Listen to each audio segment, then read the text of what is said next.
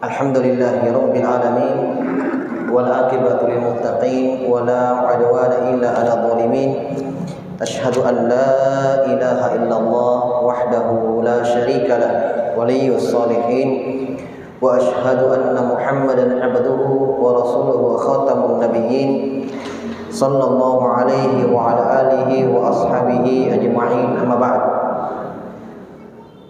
Kaum muslimin wal muslimat, jamaah salat maghrib yang dimuliakan oleh Allah Subhanahu wa taala. Pertama-tama kita bersyukur kepada Allah Subhanahu wa taala. Alhamdulillah, pada malam hari ini kita masih diberikan nikmat oleh Allah Subhanahu wa taala, nikmat kesehatan, kesempatan, sehingga kita masih bisa beribadah kepada Allah Subhanahu wa taala. Dan alhamdulillah pada malam hari ini kita kembali bisa melanjutkan kajian rutin kita dalam mengkaji hadits-hadits dari Rasulullah sallallahu alaihi wasallam dalam permasalahan fikih ibadah. Dan kita masih dalam pembahasan yang terkait dengan seputar salat, dan kita sudah menyebutkan hadits-hadits yang terkait dengan seputar hukum menghadap kiblat. Hadits selanjutnya, penulis berkata, an Anas bin Malik radhiyallahu taala anhu annahu qala Rasulullah sallallahu alaihi wasallam sawwu sufufakum fa inna taswiyatas sufufi min tamamis shalah. Dari Anas bin Malik radhiyallahu anhu, Nabi sallallahu alaihi wasallam bersabda, sawwu sufufakum, luruskanlah saf-saf kalian, saf-saf kalian. Fa inna taswiyatas sufuf, karena kelurusan saf, min tamamis shalah, dari kesempurnaan salat. Jadi setelah menyebutkan hadits-hadits seputar masalah menghadap ke kiblat, di sini penulis buku ini berpindah menyebutkan hadits-hadits seputar saf.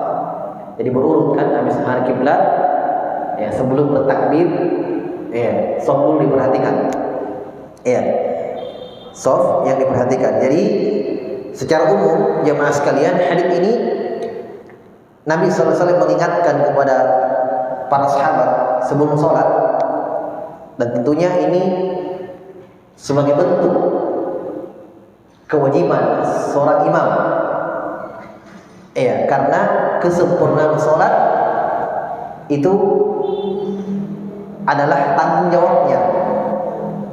Kesempurnaan sholat, ya, kemudian sholatnya para makmum itu merupakan tanggung jawab imam, ya, karena di dalam hadis perantara antara seorang hamba yang sholat dengan Allah Subhanahu wa taala ketika berjamaah itu imamnya. Nah, Nabi SAW dimaklumi bersama bahwa beliau adalah imamnya para sahabat, imamnya para sahabat ketika sholat. Nah, sebelum sholat Nabi memperingatkan, sawwu sufufakum, luruskanlah saf-saf kalian, karena kesempurnaan, karena lurusnya saf itu adalah dari kesempurnaan sholat, dari kesempurnaan sholat. Maka di sini jemaah sekalian nampak jelas disyariatkannya seseorang imam memperingatkan jamaah sebelum dia melakukan takbir, ya. Bahkan ini sebagian ahli fikih berpendapat wajib, sebagian ahli fikih berpendapat wajib, yaitu kewajiban imam. Di dalam hadits yang lain, Nabi sallallahu alaihi wasallam itu ketika mau takbir, ya, ketika mau takbir Nabi SAW melihat ada dada sahabat satu orang maju. Ada dada sahabat maju sedikit, berarti bengkok. Ya, Nabi SAW menegur keras. Nabi katakan, la tusawwunna sufufakum aw la yukhallifannallahu baina wujuhikum. Ini Nabi sudah takbir ini. Nabi melihat ada dada yang maju. Ya berarti kalau ada dada yang maju, berarti safnya tidak lurus. Ya. Nabi tidak jadi takbir. Nabi ingatkan dulu, luruskan saf kalian. Kalau tidak, Allah Subhanahu wa taala akan membuat hati-hati kalian itu akan berselisih. Di sini jemaah sekalian, kenapa ada syariat salat jamaah? Ini hikmah yang sangat dalam, hikmah syariat Allah Subhanahu wa taala. Kalau kita berpikir kenapa salat itu tidak diwajibkan di rumah saja masing-masing? Kan dapat pahala masing-masing selesai. Kenapa ada syariat? Kenapa ada hikmah? Kenapa ada kewajiban yang dilakukan secara berkumpul manusia? Salat Id, salat Jumat, salat jamaah, ya, haji, berkumpul manusia. Kenapa ada satu ibadah yang mesti dilakukan dengan manusia berkumpul? Salah satu hikmahnya, banyak hikmahnya. Salah satunya adalah memperkuat persaudaraan, mempererat persaudaraan. Yang dulu mungkin tidak saling kenal, ada tetangga baru datang, ada ketemu di masjid, sholat bersamaan, berjamaah, keakraban akan terjalin, persaudaraan. Yang saling bermusuhan, yang bombe, sama-sama sholat, akan luluh perlahan-lahan, karena tiap hari ketemu, berjamaah, sholat. Ini hikmah. Nah, makanya Nabi mengatakan ketika sampai kok, kata Nabi SAW, hati-hati, ya, luruskan saf kalian. Kalau tidak, Allah Subhanahu Wa Taala akan membuat hati kalian bengkok, hati kalian bercerai-berai, kalian akan berselisih, kalian akan berselisih. Maka ini jelas jemaah sekalian bahwa diwajibkan, ya, disyariatkan meluruskan saf. Meluruskan saf. Pertama, disyariatkan bagi imam untuk memperingatkan para makmum. Ya. Bisa bahasa Indonesia bisa. Iya, saf diluruskan dan dirapatkan. Nah, apa-apa. Mau bahasa Arab? Nah, apa-apa. Sawu sufufakum. Iya. Mau ikuti Nabi lebih afdal. Sawu sufufakum.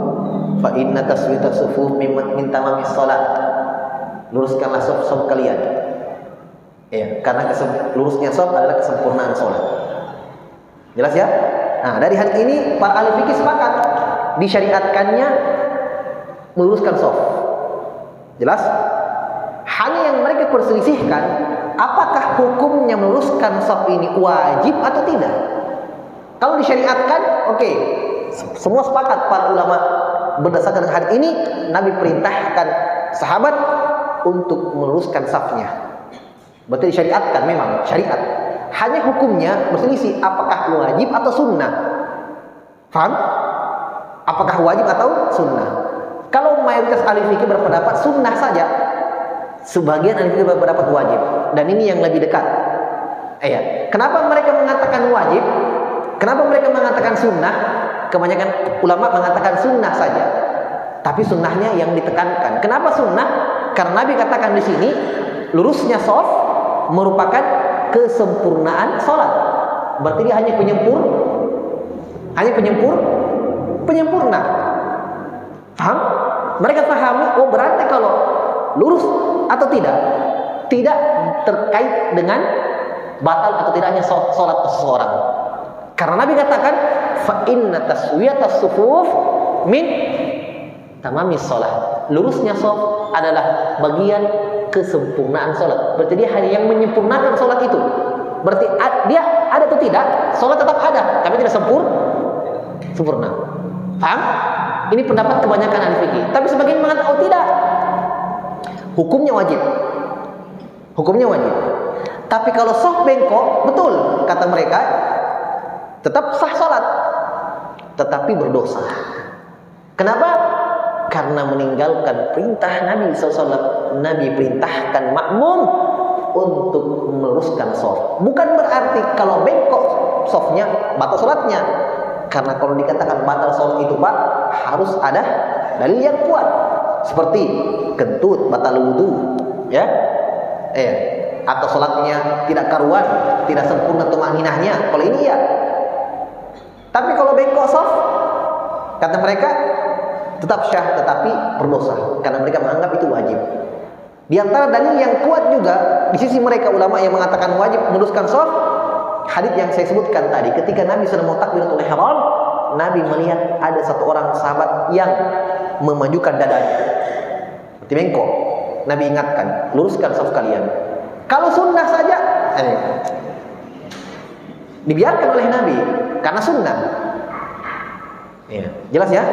Maka ini pendapat yang lebih dekat dan lebih juga tidak membuat kita bergampangan, ya. Nanti kalau kita katakan sunnah, ya sunnah aja deh. Nanti sopnya biar kayak ular. Ya, ada yang maju, ada yang mundur, ada yang maju, ada yang mundur. Dan ini diamalkan oleh para sahabat. Seperti Umar bin Khattab itu ketat dalam meluruskan shaf. Ya. Para sahabat yang lain, jelas ya? Jadi memang shaf itu harus lurus. Ya kan kita mau salat kita sempurna, ibadah kita sempurna, pahala banyak. Dan diantara kesempurnaan sholat adalah lurusnya shaf. Ini penting tuh memang dibahas masalah shaf ini karena ini kita lakukan tiap hari, ya kan? 5 waktu berjamaah kita bagi laki-laki. Kalau perempuan aman, di rumahnya. Tapi kalau mereka sholat di masjid bersaf bersama mereka para wanita harus memperhatikan ini juga, lurusnya shaf dari kesempurnaan sholat mereka. Hanya kita ini yang perlu dibahas karena kita laki-laki berjamaah di masjid, satu kewajiban.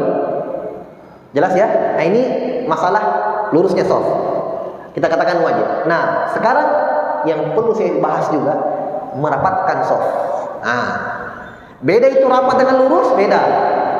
Ya? Kalau masalah lurusnya shaf kita sudah terangkan. Sepakat ahli fikih bahwa itu disyariatkan. Hanya yang mereka perselisihkan adalah wajib atau sunnah. Merapatkan meluruskan shaf. Nah sekarang apakah shaf itu harus rapat kaki atau tidak?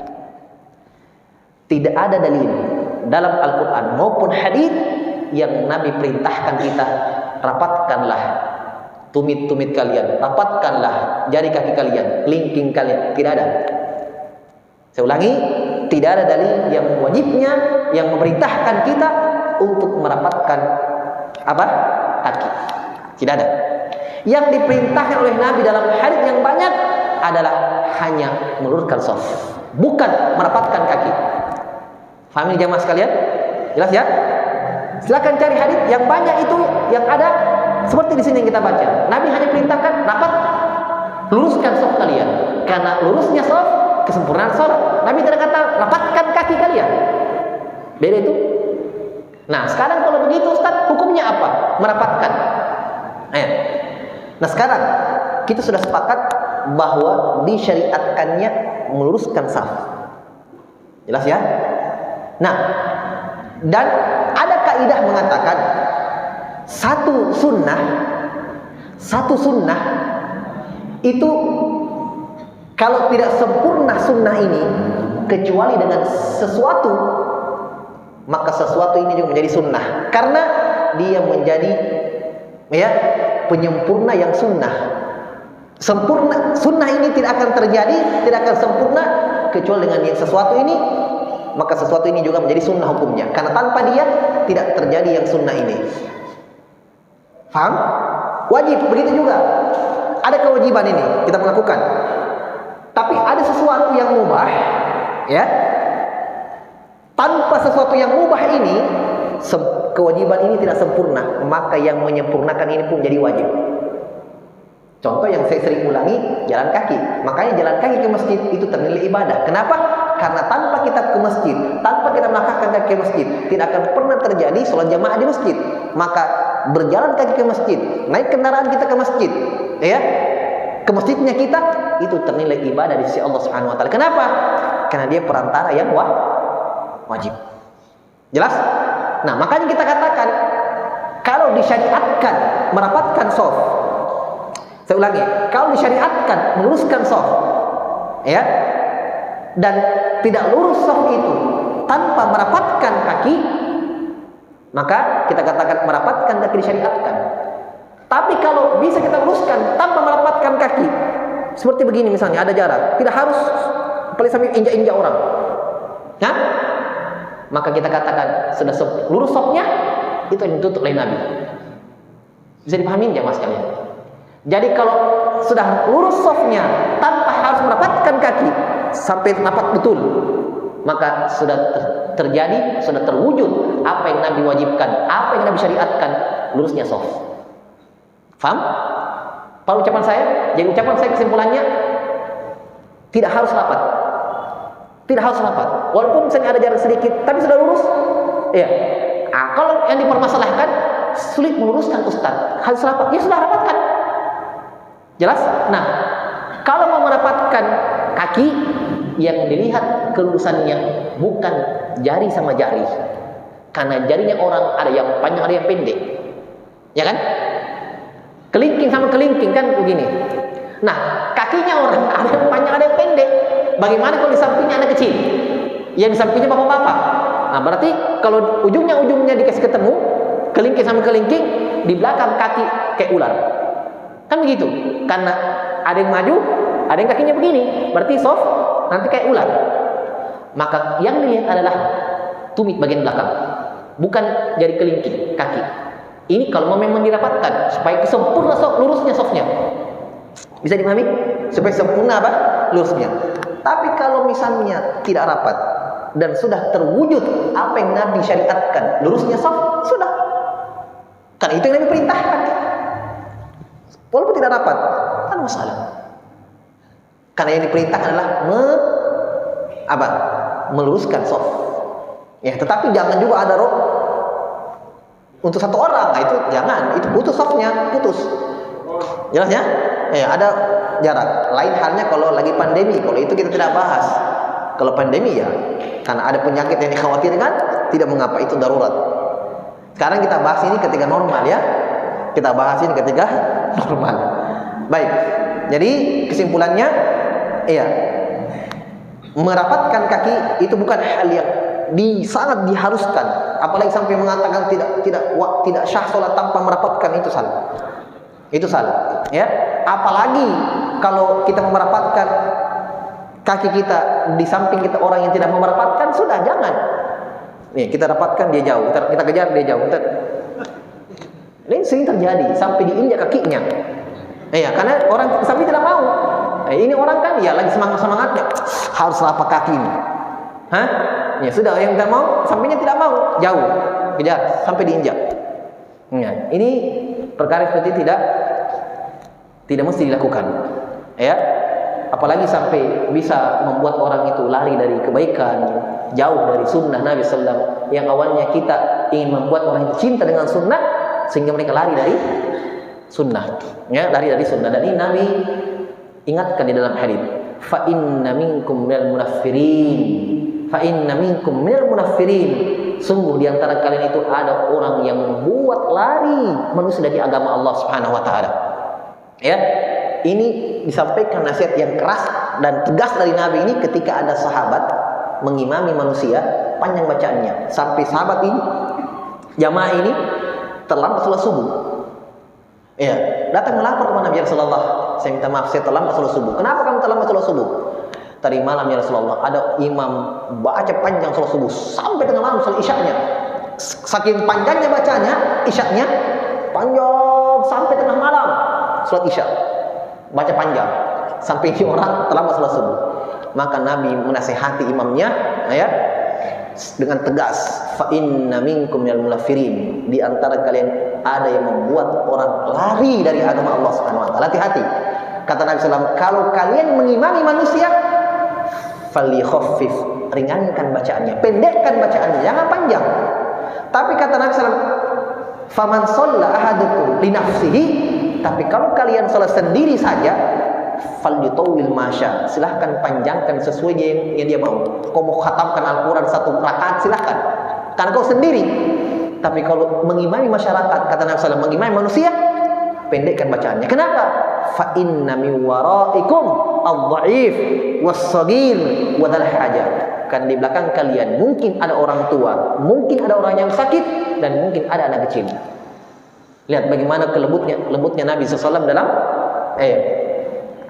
menjalankan syariat Allah Subhanahu wa taala. Ini yang mesti kita lakukan.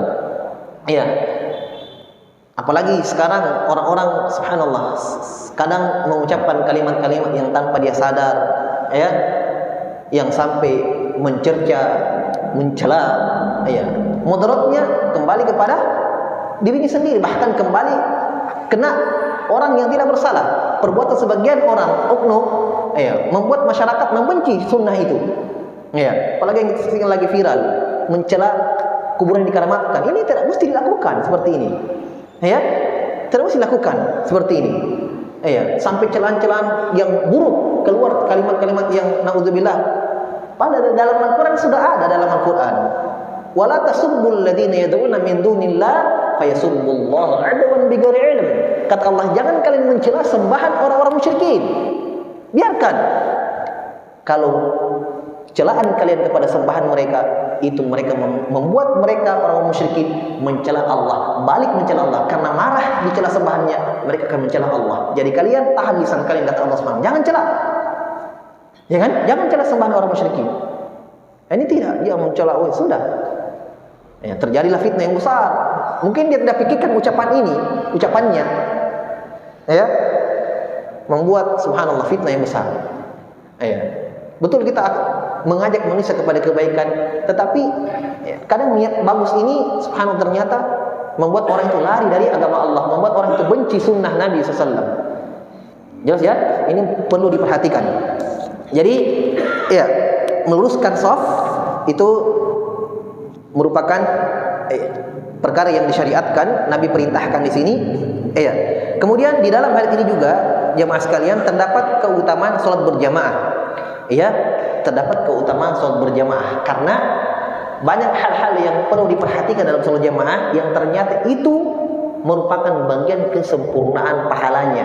Berarti memang salat jamaah ini betul-betul ya salat yang luar biasa keutamaannya, pahalanya, karena sampai meluruskan shaf saja merupakan kesempurnaan pahala salat jamaah.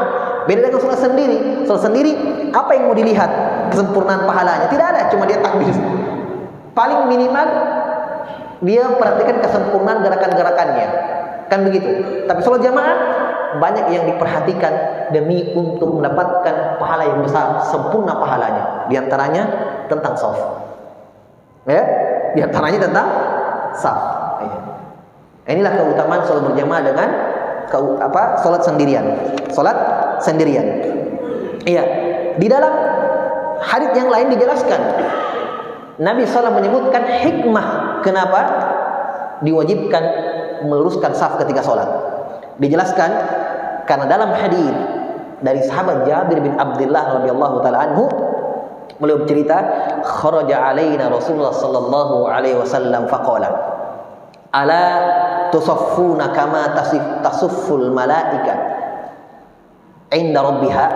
Qulna ya Rasulullah kaifa tasufful malaika inda rabbiha? Qala yutimmuna as-sufufal awwal wa yatarassuna fi shaf. Masya Allah. Ya. Kata malaikat, kata Nabi SAW, tidakkah kalian bersaf sebagaimana saf-safnya para malaikat? Para sahabat bertanya, ya Rasulullah, bagaimana safnya malaikat? Jadi Nabi di sini memerintahkan hendaknya kalau kalian sholat, hendaknya saf kalian itu seperti safnya malaikat ketika mereka sholat di atas langit. Jadi malaikat juga sholat di atas langit. Ketika manusia sholat di bumi, malaikat juga pun sholat di atas langit. Makanya nanti akan kita bahas tentang amin. Nanti di situ akan ada ya kita diperintahkan mengucapkan amin bersamaan makmum dan imam. Kenapa? Karena kata Nabi SAW, malaikat pun juga sholat di atas langit dan mereka pun mengatakan amin. Maka siapa yang aminnya bersama dengan aminnya malaikat, ghufira lahu ma taqaddama min dzambi, diampuni dosa yang telah berlalu. Jelas ya? Nah, Nabi mengatakan, saf kalian hendaknya sama dengan safnya malaikat. Sahabat bertanya, bagaimana safnya malaikat? Apa kata Nabi SAW?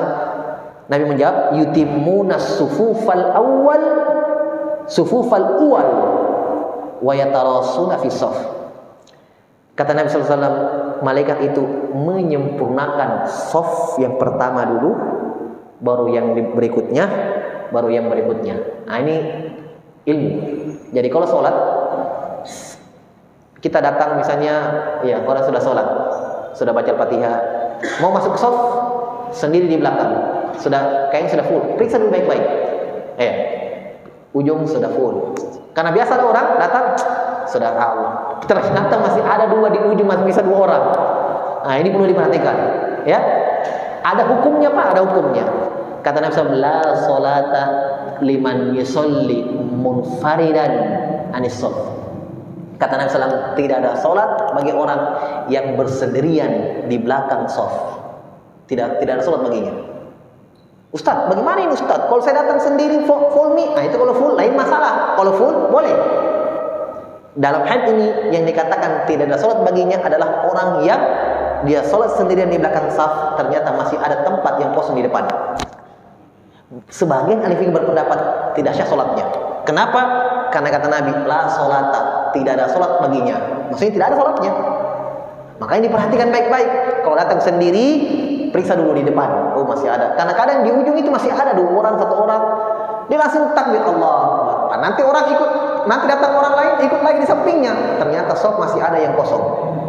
Ya, shaf masih ada yang kosong. Kemudian malaikat yatarasuna fi shaf, mereka saling lurus dan rapat, ya. Maksudnya tidak ada celah, ya, bukan berarti harus mendapatkan, tidak ada dalil bagi ulama yang mengatakan harus rapat jari itu. Ya, tapi memang malaikat menunjukkan shaf mereka itu rapat, tidak ada yang renggang, ada celah untuk masuk. Jelas ya? Ini menunjukkan bahwa malaikat juga bershaf di sisi Allah Subhanahu wa taala ketika mereka beribadah kepada Allah Subhanahu wa taala dan meluruskan shaf-shaf mereka. Meluruskan shaf-shaf mereka. Berarti kita mendapatkan faedah di sini, ilmu berarti ya ketika seorang bersolat berjamaah dan meluruskan shafnya itu ya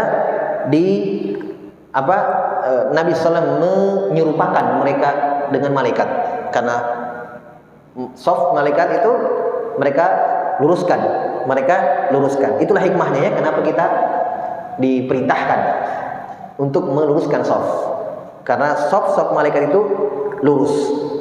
Iya, nah ini juga terdapat hikmah nanti akan kita sebutkan tentang amin. Kenapa kita diperintahkan mengatakan amin kalau di sholat dhalin, amin? Karena malaikat itu juga mengatakan amin. Nah, dan amin artinya Allahumma stajib, ya Allah kabulkanlah. Karena di dalam surah Al-Fatihah ada doa, ihdinas siratal mustaqim, tunjukilah kami ya Allah jalan yang lurus. Di situ ulama menjelaskan, ketika Nabi perintahkan kita mengatakan amin juga ketika walad dhalin, karena mereka mengatakan amin, di situ Allah Subhanahu wa taala ya seakan-akan ingin kalau doa kita itu dikabulkan. Paham? Allah ingin kalau doa kita dikabulkan, makanya Nabi perintahkan, Allah perintahkan melalui lisan Rasul sallallahu alaihi wasallam mengucapkan amin. Karena kalau malaikat mengatakan amin, mereka tidak pernah ditolak doanya oleh Allah, karena malaikat tidak pernah berdosa. Jelas? Karena salah satu penghalang doa adalah dosa dan maksiat. Sementara malaikat kalau berdoa tidak pernah ditolak doanya, karena mereka tidak pernah berdosa. Nah, makanya bagaimana seorang hamba ini agar doa ini didengar oleh Allah? Bersama dengan malaikat. Ya, kata para ulama, berusaha mengikuti sifat-sifat malaikat. Apa yang ada pada mereka, ikuti. Walaupun bukan berarti kita tidak pernah berdosa. Manusia pasti berdosa, karena manusia bukan malaikat. Tapi apa sebabnya? Kenapa Allah selalu mengabulkan doa malaikat? Pertama, kata para ulama, kekhusyuan mereka. ya, taatnya mereka kepada perintah Allah Subhanahu wa taala. Nah, makanya disyariatkan bersamaan aminnya kita dengan aminnya para malaikat. Nah, seperti di shaf, Masya Allah, seperti juga pembahasan shaf. Kita disyariatkan meluruskan shaf karena ternyata malaikat lurus shafnya. Lurus shafnya dan dari yang bengkok shafnya malaikat ketika mereka salat. Kemudian hadis yang berikutnya jamaah sekalian, An-Nu'man bin Bashir radhiyallahu anhuma qala sami'tu Rasulullah sallallahu alaihi wasallam yaqul la tusawwunna sufufakum aw la yukhalifanna Allahu baina wujuhikum. Kata Nabi SAW, luruskanlah saf-saf kalian, atau kalau tidak Allah Subhanahu wa taala akan membuat kalian itu berselisih. Di dalam hadis yang lain kata para sahabat, kana Rasulullah sallallahu alaihi wasallam yusawwi sufufana, adalah Nabi sallallahu alaihi wasallam pernah satu hari meluruskan saf-saf kami. Kata para sahabat, meluruskan saf-saf kami, hatta ka'annama yusawwi bihal kidah, sampai seakan-akan Nabi seperti meluruskan anak panah.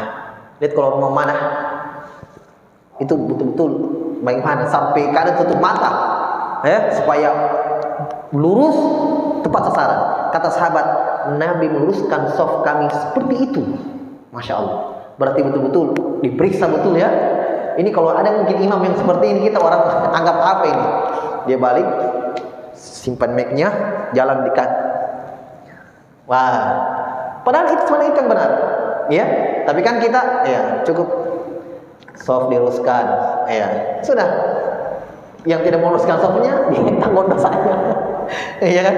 Biar tanggung. Tapi ya kalau mau begitu kita silahkan, karena Nabi betul-betul memperketat, lurusnya saf. Sampai sahabat mengatakan seakan-akan Nabi meluruskan panah, Hatta ro'a, sampai satu hari Nabi pernah melihat qad aqalna anhu, sampai Nabi sallallahu alaihi wasallam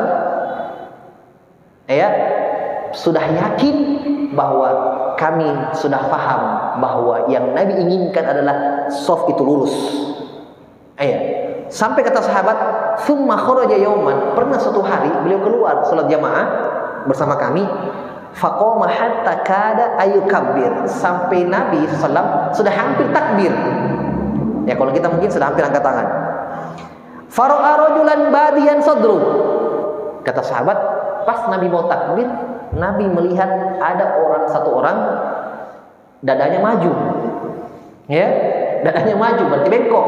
Nabi tidak jadi takbir. Apa kata Nabi? Ibadallah, wahai hamba-hamba Allah, la tusawwunna sufufakum, luruskanlah saf-saf kalian, au la yukhalifannallahu baina wujuhikum. Kalau tidak, itu kalau bengkok, maka Allah Subhanahu wa taala akan membuat kalian itu hati-hati kalian itu berselisih. Berselisih. Kenapa berselisihnya? Karena ini kan kita mau lurus, dia bengkok sih. Berarti dia menyelisih jamaah. Ya kan? Jamaah mau lurus, dia maju sendiri. Kalau dia tidak tahu, ya mungkin jamaah yang lain, Pak, mundur sedikit. Oh iya. Tapi tidak mau, berarti memang dia mau berselisih. Dia mau berselisih memang. Dia mau menyisi salat dia mau kok. Salat nih. Biar bengkok. Ini kan, tapi ini Nabi sallallahu memperingatkan. Maka orang ini kembali lurus. Kembali meluruskan safnya. Ini Masya Allah menunjukkan perhatian Nabi sallallahu alaihi wasallam. Terutama kita bagi yang biasa mengimami sholat, apalagi memang ditunjuk sebagai imam sholat di masjid, ini betul-betul diperhatikan. Itu juga yang perlu diingat, diperhatikan anak-anak, anak-anak di dalam sholat. Betul jamaah sekalian, anak-anak itu ada kedudukannya dalam shaf. Dalam artian kalau dia anak kecil, jangan dikatakan anak-anak di belakang. Ingat, beda anak-anak yang belum mumayyiz dengan yang sudah mumayyiz. Ini penting ini. Apa itu mumayyiz, Ustaz? Mumayyiz itu tidak harus balik. Mumayyiz itu anak-anak yang sudah membedakan baik dan yang buruk dan sudah bisa beramal, tapi belum balik. Misalnya kalau kita perkirakan SD kelas 6 atau kelas 1 SMP, ini kan belum bahasa ini kalau begini nih, belum balik, tapi dia sudah mumayyiz. Kelas 5 SD, kelas 6 SD sudah mumayyiz, dalam artian sudah bisa berwudu dengan baik dan benar, sudah bisa beramal. Kalau ini, kalau dia di depan, maka biarkan di depan. Yang penting jangan di belakang imam. Ya, kan di belakang imam itu kalau batal imamnya kentut misalnya, batal sholatnya, pasti di belakang maju. Nah, kalau anak-anak, nah kan dahulukan dulu yang dewasa. Tapi kalau di depan, mereka yang dapat duluan sop di depan, tempat mereka itu, karena mereka duluan sop depan. Apalagi kalau anak-anak yang sudah paham ilmu agama, saya depan itu sop depan banyak pahalanya, ya, dia di depan. Kecuali kalau anak-anak yang belum berwudu secara sempurna, masih kecil, 2 tahun, 3 tahun, 4 tahun. Kalau ini, iya, bahkan dia usahakan jangan ada di soft. Kenapa? Karena mereka baru belajar sholat, belum berwudu. Itu kalau belum berwudu dia ada di tengah soft, berarti dianggap putus. Karena dia belum berwudu dengan baik. Sama tiang berarti. Ya kan? Nah, ada larangannya tidak boleh sholat di antara tiang. Soft putus-putus. Kecuali kalau darurat, misalnya masjid membludak jamaahnya, yang ada cuma tiang, sudah sambung saja. Bahkan biar di teras, biar di jalan, tidak ada masalah. Ya, bahkan di atas sambung saja kalau membludak darurat. Tapi kalau masjid lagi lapang, kalau ada tiang, jangan sholat antara tiang. Jelas ya? Karena itu soft terputus. Sama kalau ada anak-anak yang belum berwudu dengan baik dan benar. Nah, ini kalau memang suruh di belakang saja. Kalau bisa ya suruh buat stop sendiri di belakang ya anak-anak. Tapi kalau anak-anak yang sudah mumayyiz, sekali lagi sudah bisa berwudu dengan baik dan benar, sudah syah wudunya, sholat. Seperti Anas bin Malik. Anas bin Malik masih kecil. Anas bin Malik mengatakan, dulu Nabi SAW sholat di rumah saya. Beliau jadi imam. Nabi SAW jadi imam. Anas bin Malik kata beliau, saya masih kecil. Saya berdiri, nanti akan ada haditsnya tentang posisi soft. Kata Anas bin Malik, saya berdiri di samping kiri Nabi. Berarti Nabi di kanan, dia di kiri. Di belakang ibunya Anas bin Malik. Jadi salat jamaahnya ini pada waktu ini cuma 2 saja. Laki-laki 1, perempuan 1. Laki-laki ini Anas bin Malik masih kecil, dan yang kedua ibunya di belakang. Kata Anas bin Malik, saya di samping kiri Nabi. Maka Nabi SAW memutar saya, dipindahkan ke samping. Ya, ini hadits Ibnu Abbas, ya, kisahnya Ibnu Abbas, dipindahkan ke samping. Ya, ini menunjukkan bahwa walaupun masih anak, ada kedudukannya di dalam shaf. Nah, jadi Nabi pindahkan seorang sahabat ini masih kecil, dipindahkan ke kanan. Karena yang benar adalah ketika hanya berdua, laki-laki makmumnya dengan imamnya berdua, maka posisinya bukan di belakang. Posisinya di mana? Samping kanan. Di samping kanan jamaah. Bagaimana kalau ada perempuan? Ada perempuan sama. Perempuan tetap di belakang, ya. Makmumnya di samping kanan imamnya. Permasalahannya, bagaimana kalau makmum cuma 1 perempuan? Suami istri saya di rumah. Apakah di samping kanan suaminya atau di belakang? Jawabannya di belakang. Ya, jawabannya di belakang. Karena perempuan itu selalu di belakang ya, imamnya. Tapi kalau misalnya ada yang mau, misalnya selama ini dia tidak tahu, saya selama ini Ustaz, kalau sholat sama istri dia samping kanan, tidak ada masalah. Tidak ada masalah, karena katanya dianggap 2 orang, jadi istrinya di samping kanannya. Tapi yang lebih baiknya istrinya di belakang. Ya, baik. Nanti ini akan ada pembahasannya di dalam permasalahan soft. Baik, tinggal 8 menit 7 menit. Ada yang mau bertanya? Silakan. Itu dulu. Silakan Pak, silakan. Bismillah. Ustaz, pada saat salat berjamaah, kadang imamnya belum selesai Allahu Akbar mengubah, si makmum ini sudah goyang duluan. Iya. Nah, yang benar itu yang mana? Apakah makmumnya imam katakan bar, makmum goyang, atau selesai bar baru goyang? Nah, itu yang saya mau tanya, Pak. Masya Allah. Nih, Masya, pertanyaan ini bagus. Ya, sudah kita berulang, mungkin Bapak ini baru ikut. Ya, kita sudah jelaskan di awal dulu masih sifat salat Nabi, membahas belum ini, dulu kita bahas tentang tata cara salat sesuai Nabi sallallahu alaihi wasallam. Jadi yang perlu diperhatikan kaitan antara imam dan makmum. Hadits Abu Hurairah radhiyallahu anhu, Bukhari dan Muslim. Kata Nabi sallallahu alaihi wasallam, "Innama ju'ilal imamu liyutamma bihi. Idza kabbara fakabbiru wa idza raka'a farka'u wa idza rafa'a farfa'u wa idza sajada fasjudu." Kata Nabi sallallahu alaihi wasallam, imam itu dijadikan untuk diikuti. Dalam hal apa diikuti imamnya? Apakah ketika imamnya misalnya ketika dia bertasyahud menggerakkan jari-jarinya kita juga makmum harus ikut? Ya, ataukah ketika misalnya kita masbuk baru satu rakaat kita tertinggal, imamnya sudah duduk tasyahud terakhir, kita juga harus duduk tasyahud terakhir, padahal kita belum tasyahud terakhir, harus ikut semua. Nabi jelaskan di mana ikutan kita kepada imam. Itu apa?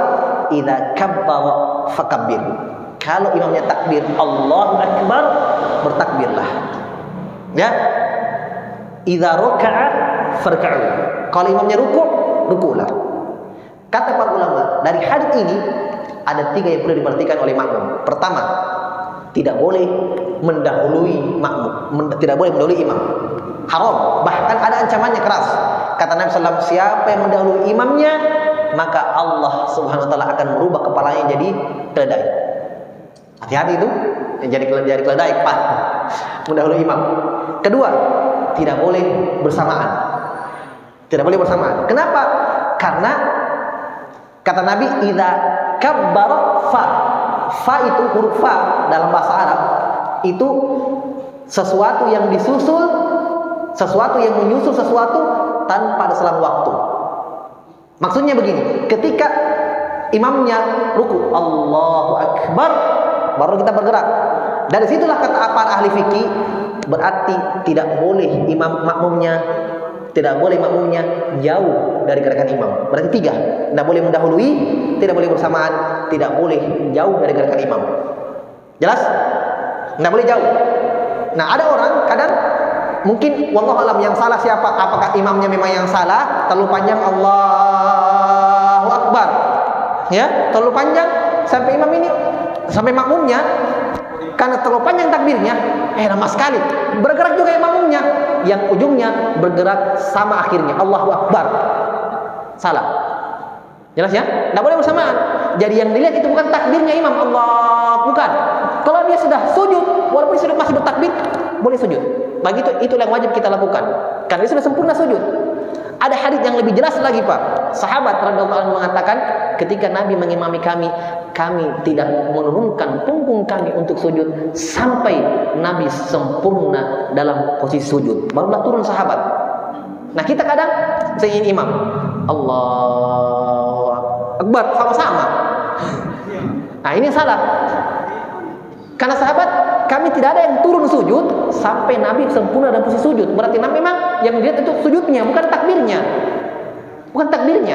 Ketika imamnya sudah sempurna posisi sujud, barulah makmum tuh turun. Ini Pak, kalau ini diikuti semua, itu indah sekali sholat. Berserentak makmumnya Allahu akbar. Ini ada, wah, nggak tahu seperti perlombaan. Apalagi kalau imamnya memang pembalap. Belum al-fatihah saya Allah akbar, sudah kacau jamaah. Ya, nanti kayak waktu balap. Jadi ini tidak perlu diperhatikan. Nah, ini kadang juga jauh dari gerakan imam, ini juga tidak boleh. Ini biasa didapatkan ketika sujud terakhir. Nah, ini sujud terakhir imamnya lama. Iya. Sujud terakhir imamnya imamnya sudah bangkit tasyahud terakhir, salah satu makmum masih sujud. Lama sekali. Enggak tahu apa dia dok baca. Imam sudah tasyahud, nanti salam kanan, assalamualaikum warahmatullahi, baru dia naik. Salah. Jelas ya? Kadang juga baca Al-Fatihah. Nah, ini juga datang makmumnya, dia terlambat. Imam sudah baca surah pendek. Iya, dia datang pas imamnya lakum dia takbir Allahu akbar. Pas dia selesai, lakum dinukum waliyadin. Takbir. Dia baru alhamdulillahirabbil alamin. Apa yang dilakukan? Balap. Alhamdulillah, dia kena ingin mengejar apa? Al-Fatihah. Tapi imam sudah ruku. Ingat perintah Nabi, idza raka'a farka'u. Kalau imamnya ruku, langsung ruku. Jadi tidak ada baca, tinggalkan itu Al-Fatihah.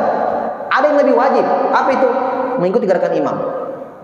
Pertanyaannya Ustaz, kalau saya tidak baca Al-Fatihah, apakah dianggap satu rakaat saya itu perlu menambah lagi?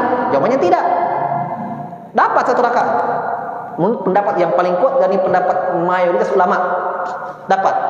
Kenapa? Karena batasnya adalah ruku. Kalau dia dapat ruku imam, maka dapat satu rakaat.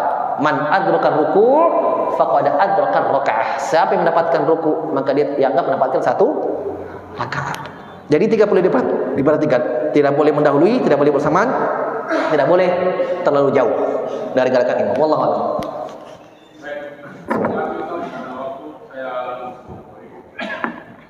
Kita sepakat bahwa penjelasan kali ini adalah mengenai saf. Saf di Masjid Nurul Qudus ini sudah lurus menurut saya.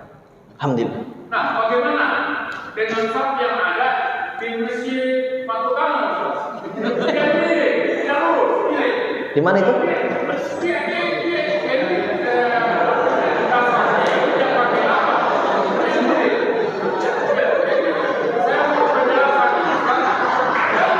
Di mana itu?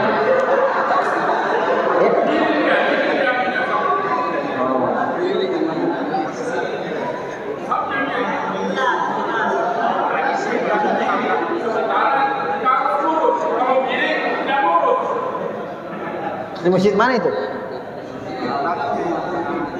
Oh, karena masjid yang miring. Iya, dia pakai hadis apa ini? Dia duduk dari mana sampai dia Miring.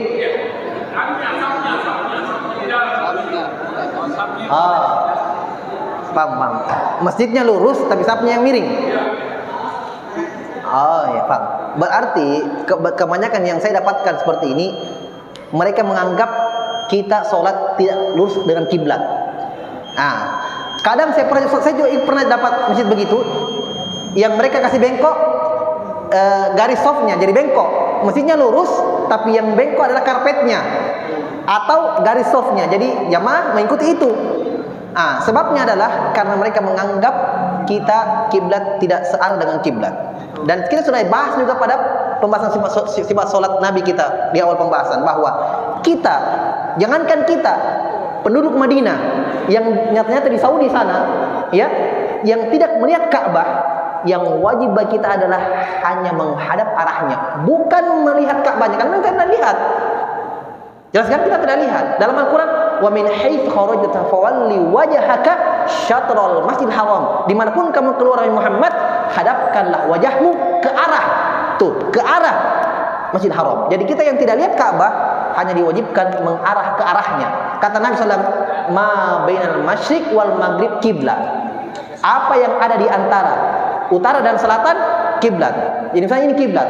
Jadi serong sedikit begini, tidak ada masalah. Yang penting masih di arahnya. Kalau ke sana, batal. Paham? Misalnya Ka'bah kan sepakat kita barat. Kalau begini masih barat, begini masih barat. Ya kan? Nggak harus kasih miring-miring semua. Jelas? Padahal masjidnya sudah dibangun lurus. Nggak mungkin itu Ka'bah goyang. Nah, Ka'bah sih terus. Gimana caranya? Nah, kenapa ada yang dikasih miring-miring? Berarti salahnya ketika dibangun masjidnya. Yang pusing jamaah, kenapa begini? Jadi jawabannya, Pak, kalau kita begitu, yang ikut saja sok. Jangan kita jamaah begini, kita sendiri begini. Baku tabrakin nanti. Nah, bisa. Ikut saja, yang penting lurus, ya. Yang penting lurus. Wallahu a'lam bishawab. Ya, subhanakallah bihamdik, asyhadu an la ilaha illa anta astaghfiruka wa atubu ilaik. Wa akhiru alhamdulillahi rabbil alamin.